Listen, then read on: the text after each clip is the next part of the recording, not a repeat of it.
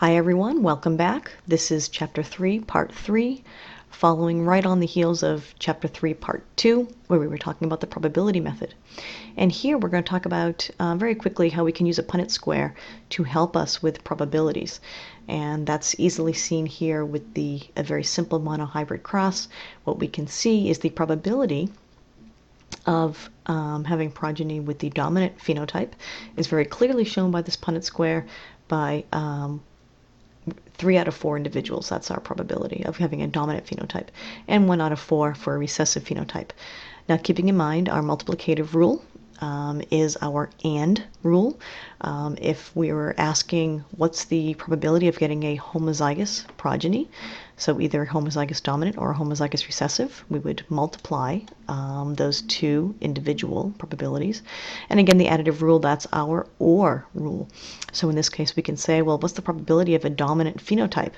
Well, there's 2 ways to get that. You can either be heterozygous or homozygous dominant, and in this case you would add the probabilities of both of those conditions, of both of those events. Now, using the probability method for 2 genes, this really gets kind of complicated.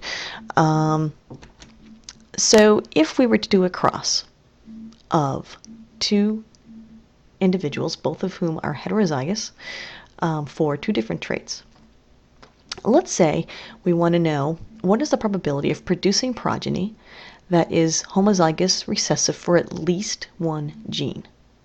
Okay, so the possibilities here is, well, we can be homozygous for the B gene, homozygous for the A gene, or homozygous for both, because if you're homozygous for both, that means you are homozygous for at least 1. But keeping in mind that if we're saying at least 1 gene, it doesn't matter what your genotype is for the other gene. If you're homozygous for at least the A gene, doesn't matter what you are for the B gene.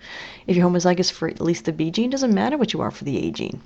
So these are our different possibilities, and I'm just going to go through what the probability is for the A, and then either homozygous dominant or heterozygous, and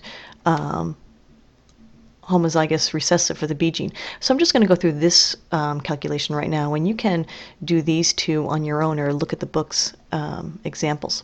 So first what you have to do is calculate the probability of inheriting the homozygous dominant allele, as well as either the homozygous dominant allele or the homozygous recessive.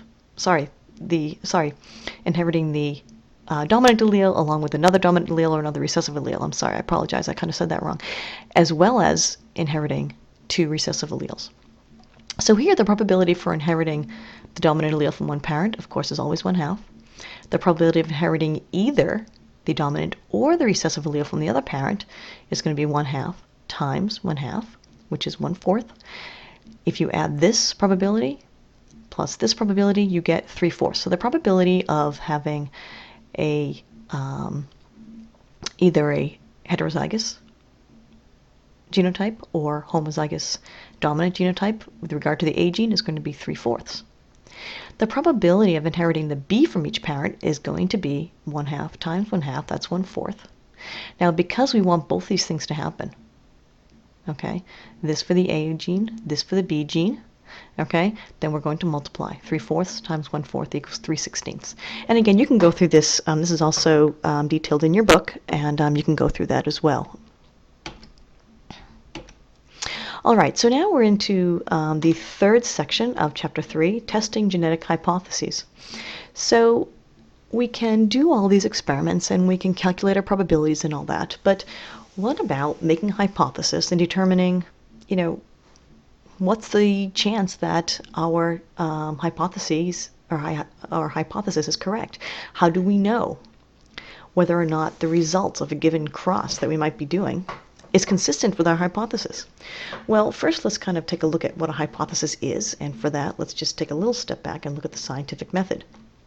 So for the scientific method, that's basically a system that we as scientists follow in order to observe and test and think about, inform conclusions about things that we might see in the world. So first we make an observation. Then we form a hypothesis, and a hypothesis is basically an educated guess. What do we think is going on? Then we perform an experiment to test that hypothesis, analyze the data, draw some conclusions, and those conclusions will either support our hypothesis, which means our hypothesis is hopefully true, most likely true, or more than likely to be true than it was before, or maybe those results are going to refute or contradict or not support the hypothesis, in which case you have to go back and look again and reevaluate your hypothesis. So in genetics, in this case, what we're going to be asking is, are the results of any given cross, are they consistent with our hypothesis? All right, so let's go back to Mendel's dihybrid cross, and we're very familiar with this. Now, keeping in mind that the data that he got was, he got these phenotypic results in a 9:3 to 3:1 ratio. And remember that what he concluded was that these two different traits, in this case peak color and texture, were controlled by two different genes, that each trait is controlled by two different alleles, two forms of an allele, two allelic forms, dominant and recessive, and that these two genes are going to sort themselves independently. And again, remembering that that means that you can have a yellow round, a green round, a yellow wrinkled, or a green wrinkled. Okay, you're not always going to get yellow round, and you're not always going to get just green wrinkled. So think about this, that his hypothesis is that, well, genes exist in two forms, and these two forms assort independently. How do we know whether or not his experiment really supported this hypothesis? And if he did future experiments, how do we know if those future experiments will support the hypothesis? Well, again, as we know, because we've seen this figure before, he did do future experiments.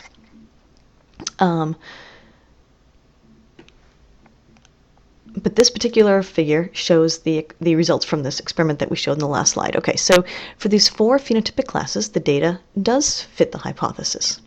And if there were any deviations from this expected 9:3 to 3:1 ratio, we can say that, well, those deviations are small enough, and we'll attribute that to, simply due to chance and not due to either an error in the experimental design or an error in our hypothesis. But can we be sure? How can we be sure? Well, before we answer that question, let's look at a different case. Another scientist, De Vries, he did a dihybrid cross, but he used a different plant. He used the campion, which is a different flower. And these flowers have either red flowers and hairy foliage or white flowers and smooth foliage. So what he did is he crossed individuals with red flowers and hairy foliage. He crossed them with individuals with white flowers and smooth foliage. And what he found was that all the F1s had red flowers and hairy foliage. Okay, then he did the intercross. Okay, F1 crossed with itself, and he found the four phenotypic varieties as expected: red flowers, hairy foliage; white flowers, hairy foliage; red flowers, smooth foliage; and white flowers, smooth foliage. But here's the thing. He did not see them in the 9:3 to 3:1 ratio that Mendel saw in his dihybrid cross. So the question is, what's going on here? Now, he made the same conclusions that Mendel did, that flower color and foliage type are controlled by different genes, that those genes exist in two forms, the dominant and recessive, that these genes assort independently. But his observed results and the deviation from that expected 9:3 to 3:1 ratio, does that still support this hypothesis? And how do we know? Well, one way that we can figure this out is the chi-square test. And I'm going to go through this a little bit, but also in your lab, there's also a link to a video that explains the chi-square test. So be sure to watch that as well, because this can get a little confusing, a little complex. Okay, so what's the chi-square test? Well, it's a statistical analysis, and it's a method, it's an objective method for assessing experimental discrepancies. So essentially what that means is it's a way to say concretely yes or no if there are any deviations in the experimental results. Are they due to chance or not? Okay, so we use this to compare our data to what we expected to happen, so essentially to our hypothesis.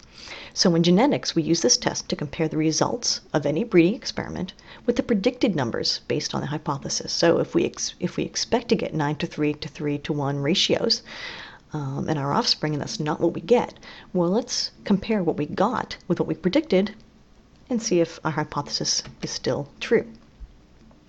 So what we're looking at here is when we calculate this chi-square statistic, we're going to compare it to something called a critical value, which I'm going to get back to in just a moment. But if that chi-square statistic, if it's greater than a critical value, that means that the data are not consistent with the expected values, and we're going to reject the hypothesis and perhaps reevaluate the experiment. However, if the chi-square statistic is less than that particular critical value, again, I'm going to get back to that in just a moment, then the data are consistent with our expected values and the hypothesis is supported. All right, so how do we calculate it? Well, here is the calculation. Here's the formula, and this is also in your book. And if we look at Mendel's experiment, here are his observed numbers of that dihybrid cross. Here are the expected numbers. If we do the chi-square analysis, what we get for a final calculation is 0.51. Okay. What does that mean? Well, let's get back to that in a moment. If we do this for de Vries experiment, what we're getting for the chi-squared number is 22.94. Now, those numbers are very different. 22.94 for de Vries, 0.51 for Mendel. Who's right? Let's find out. Well, in order to find out who's right or which set of experiments supports the hypothesis, we have to know what the critical value is. So the critical value essentially is when we look at something called the frequency of these chi-squared values. What we can do, I'm just going to skip to the next bullet point here.